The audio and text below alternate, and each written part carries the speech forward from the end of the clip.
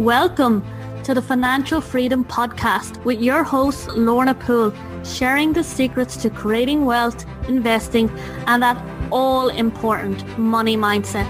To find out more and accelerate your journey to financial freedom, head on over to www.lornapoole.com to get started.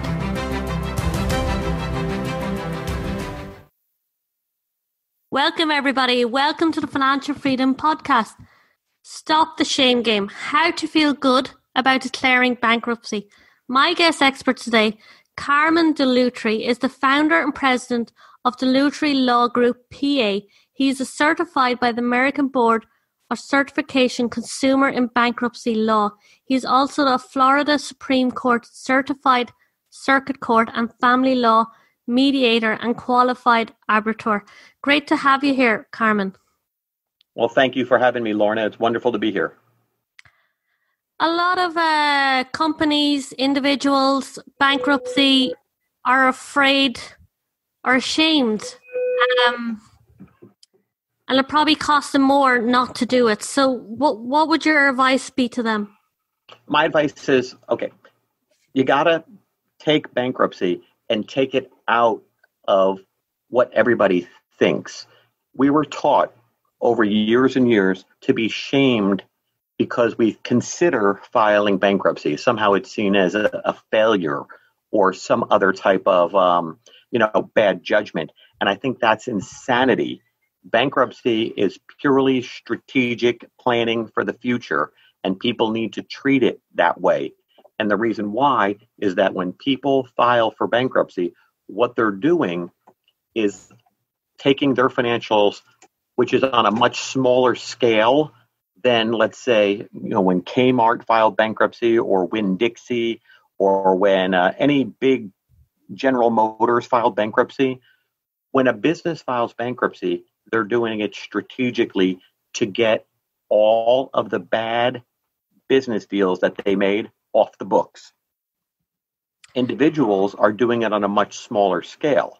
But when a business does it, is seen as a good financial move because it gets rid of all the bad stuff and creates more shareholder value. When an individual does it, what they're doing the exact same thing. They're shedding all the bad business deals and creating more shareholder value for themselves going forward.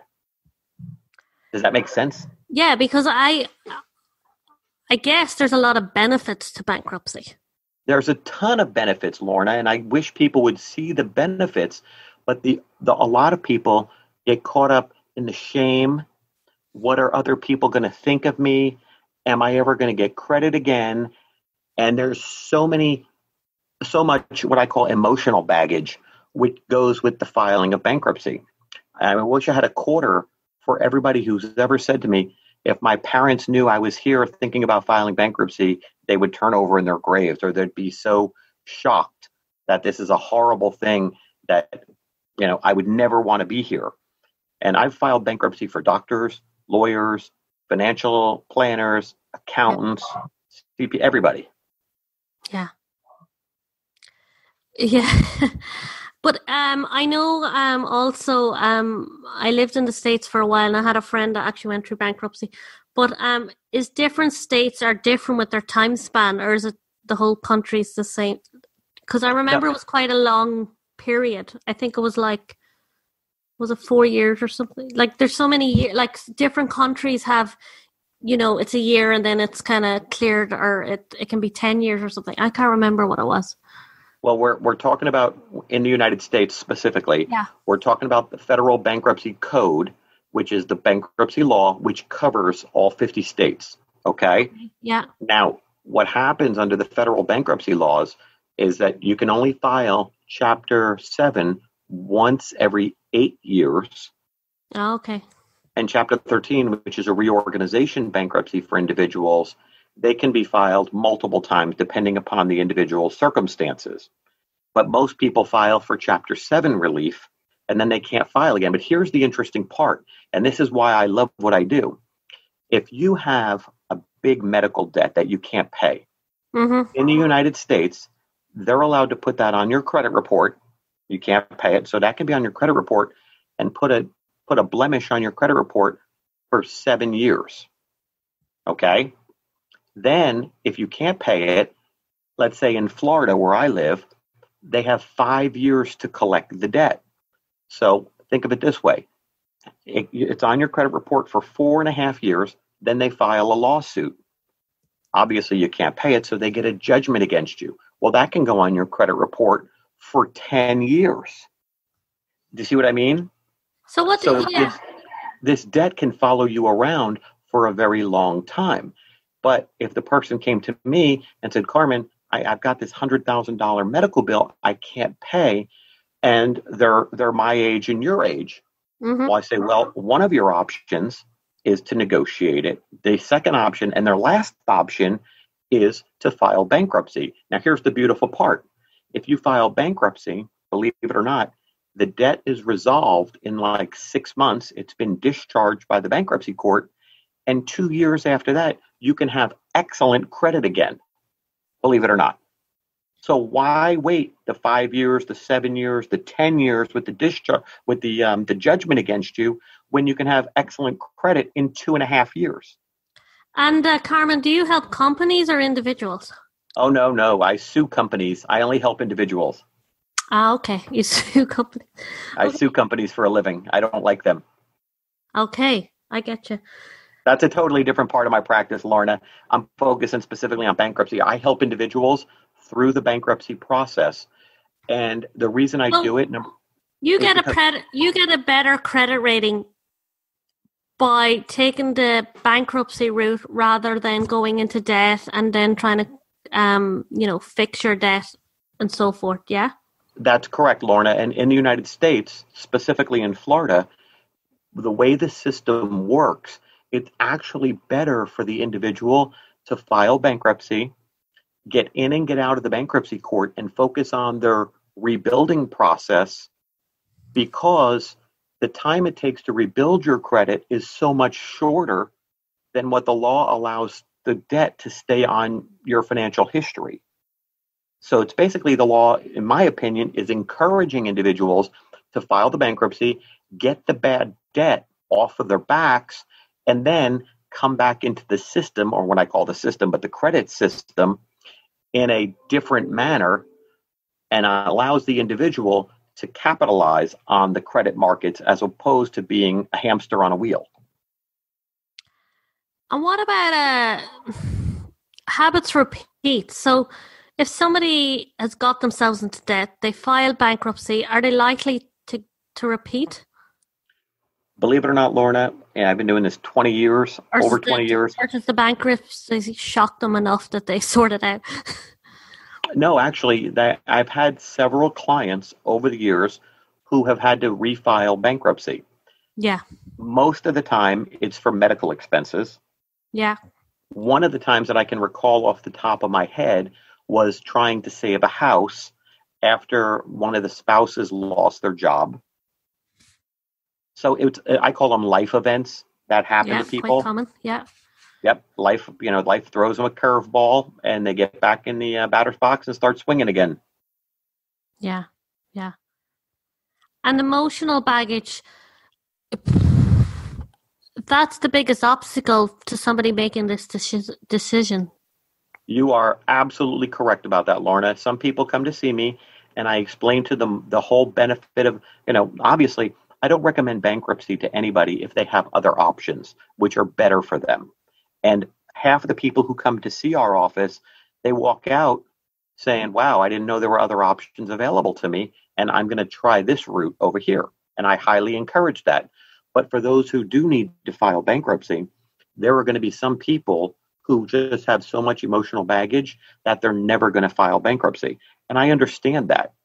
I don't force people to file bankruptcy. It's got to be a choice, but individuals need to know the pros and the cons. And some people, they either have too much pride or too much emotional baggage. And, I'm a firm believer in, sometimes you have to swallow your pride to make a great financial decision. And if you don't make a great financial decision, if bankruptcy is not a great financial decision for you, then don't do it. But if it is, and pride's still in the way, I really, I'm not a psychologist, I explain the benefits, and I want people to see what their lives can be like if they change their thinking a little bit. Some people can do that. The majority can, but there are a few people who can't. And I was so excited when you came up with this topic, because this is something I've been dealing with throughout my whole career. And I understand it, but I see people being held back from a lifetime of financial freedom because of something that we're taught as children, that you always got to repay your debts. And that just, to me, is difficult.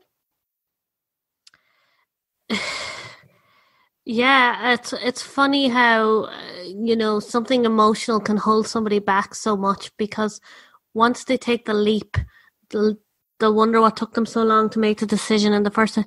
And what are what's the downside to filing bankruptcy? The downside, that's a great question, by the way. The downside is that the bankruptcy will be part of your credit history. Yeah. And if anybody ever asks you, have you ever filed for bankruptcy protection, you have to tell the truth and say, yes, I did. But then I advise my clients, immediately follow up with why you filed bankruptcy. I had to file bankruptcy after my divorce. Yeah. I had to file bankruptcy after a long medical condition. You see what I mean? Yeah. It softens the blow for the listener. So if the listener is going to judge you, let them judge you on the fact of what brought you to the bankruptcy court, not on just that you filed bankruptcy. I don't think it's a fair question to say, have you ever filed bankruptcy? Well, what if I'm 65 and I filed bankruptcy when I was 25, 40 years ago? Does that make me a bad person today? That's silly. And after you file bankruptcy, what's your next step to give yourself good credit that everything looks good, everything's going well, that you have everything in the right place? Lorna, again, great question, and that depends on the individual. We have individuals who file bankruptcy at 30 years old, and we have individuals who file bankruptcy at 75 years old. Yeah. It all depends on the situation. A 30-year-old, I want to encourage them, whether it be a single person or a husband and wife, to get back in the game. Even if they don't want to buy a house or, finance a car ever in their lives, they're still going to need good credit to get lower insurance rates. So I encourage them to go out, rebuild their credit slowly. For, let's say, 40s couples or 50 husband and wife, I encourage them to get back into the credit system quickly and immediately start rebuilding their credit so that they have opportunities in the future to buy that house they always wanted. And it's going to take them. I tell everybody, if you're aggressive in 2 years, you're going to have great credit again. If you take your time, you're going to rebuild slower. That's entirely up to you how aggressive you want to be.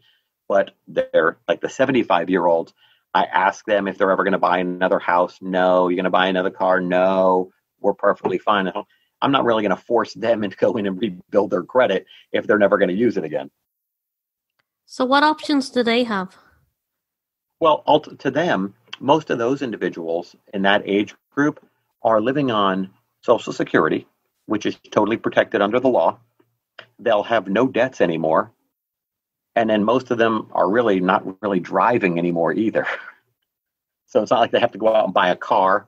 Maybe they're living with family or they go to assisted living. But I believe it or not, over the years, I can remember at least 4 people right now who are in that age group who went on to go out and rebuild their credit again. And we helped them do that. And what about, bankruptcy is a big move. Like, if you have investments and maybe the business goes down or some certain area of your life, but other parts are going well, but still you can't cover you're going back to scratch. Yes and no, Lorna. What you're saying to me is what most people think. Yeah. But that doesn't have to be the truth. Okay. If you think about it and you do a little planning, let's say you want to start a new business. You say, Carmen, I'm going to open up a restaurant next year. What should I do now to protect myself if this business doesn't make it? Yeah. And I could sit with you and say, Lorna, what do you have? What do we absolutely need to protect? And you say, okay, what do we do? And I can tell you exactly what you can do to protect you and your family going forward, just in case. I could also advise you on the lease you're going to sign, how you're going to sign it, if you're going to take a bank loan. These are things that a bankruptcy attorney is the perfect person to consult with a small business owner and say, look, here's what you need to do to protect your family going forward. Don't sign that loan agreement. That's bad for you. Yeah. But most young entrepreneurs aren't thinking about what happens if things go bad. Yeah. They're thinking about all the opportunities they're missing by not signing these documents. Yeah. So it's about setting yourself up in the right way that bankruptcy doesn't come an option. Bingo. Or if bankruptcy does become an option, you're not starting at scratch again. Yeah. I mean, I've seen going through the recession that everybody went through. I have stories upon stories of nightmares, what I call them, where people chose not to file bankruptcy out of pride, hoping things would turn around, and then they went through $500,000-$600,000 of their IRA or their 401k, hoping things would turn around. Yeah, which is the worst thing you can do. All they did was gave away their future because of pride. Then I have the other people who are the smart ones, like the mortgage brokers and the real estate agents who are heavily invested in real estate and said, I got to get out of this now. And they did. And I'll be honest with you, they came out smelling like roses. Yeah. Yeah.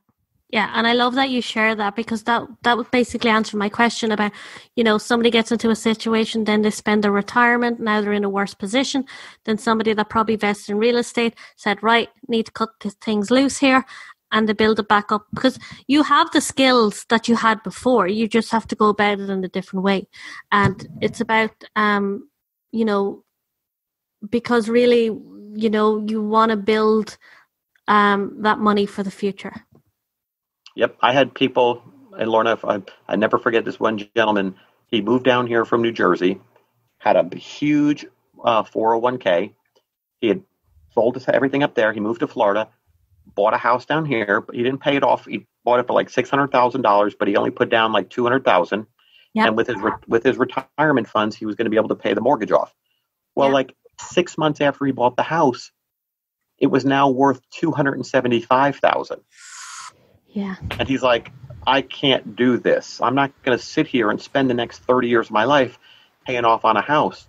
So what he did is he took money out of his 401k and went and bought the house down the street for $275 cash. Yeah. Filed bankruptcy on the $400,000 or $450,000 he owed on this house and walked away from it. Smart. Yep. Well, he had already, now he's like, I got $475. I can break even on this. And believe it or not, almost 8-9 years later, that house is now worth about $500,000. So it was a smart move. But he looked at it. Here's a guy who was in business his whole life, understood how bankruptcy worked, never thought he'd be in this position. But when it came time to make a good business decision, and I met his wife, and his wife said, I can't believe he actually came to me one day and said, we need to file bankruptcy and we need to do it now. She's like, are you nuts? We'll lose everything. And he goes, no, we won't. Yeah. Anyway, came to see me. I talked him through it and he said, yeah. And he looked at me and he goes, what would you do? And I said, I would do the exact same thing you're doing. You got to make a good business decision looking at what you have now and where you want to be in 10 years. And he goes, that's exactly what I was thinking. We're still friends today. I was very, that was somebody who understood what bankruptcy can do, put pride aside and focused on numbers and figured, where do I want to be in 10 years? And am I going to be able to do that with where I'm at now if I don't make a radical change? Love it. Pride. Numbers before pride. Every time. Carmen, thank you. This has been an amazing conversation. For anyone listening to this today, what's that kind of one thing you want to leave them with? I want people to understand that no matter where you're at in life, troubles, financial problems don't discriminate. Doctors get hit with financial problems, lawyers, everybody gets hit with financial problems at some point in time in their lives. Yeah. The question is not to bury your head like an ostrich. The question is to find out as much information as you can from as many professionals as you can and make a great legal decision for you and your family going forward. No matter what it is, make the change, make the decision, because life's too short to waste time. And I love the story you left us with there near the end about the guy with the house and how he just made us smart. Yep, it was a good, it's one thing. Yeah, one thing I thought was an excellent thing for a guy to do for his family. Carmen, so how do we find out more about you? How does somebody get in touch with you? Well, you have a pretty unique name. If you Google Carmen Dellutri, I'm out there. My marketing directors make sure I'm out there everywhere, social media and everything. But our website's DellutriLawGroup.com. We're in Southwest Florida and been here 20 years, Lorna, and we love what we do. Our clients love us. The people who work here love working here because of how we help people. And it's just it's made for a really nice life for everybody here. Thank you, Carmen, and thank you for being here. Thank you. I appreciate the opportunity. Have a great day, young lady. Thank you. Hey, everyone. Remember to join us in the Private Financial Freedom Podcast Facebook group with me, your host, Lorna Poole. This is a safe haven of like-minded, wealth-getting go-getters who, like you, are on their journey to creating financial freedom in their life. This is where you and I can get intimate. I can give you the support and guidance to go from where you are now to where you want to be, developing your wealth mindset and creating your financial freedom life. Join at www.facebook.com/groups The Financial Freedom Podcast. You will see the links to this on the website. It's in the show notes, or type it into the Facebook group. All you have to type in is Financial Freedom Podcast and you will see us there. Look forward to seeing you in the group. Take care. Thank you for joining us on the Financial Freedom Podcast, to creating wealth, investing, and developing your money mindset. To get started today on your journey, head on over to www.lornapoole.com and grab your free course, 5 Steps to Breaking Free from Your Poverty Mindset and Accelerating Your Journey to Financial Freedom. See you there.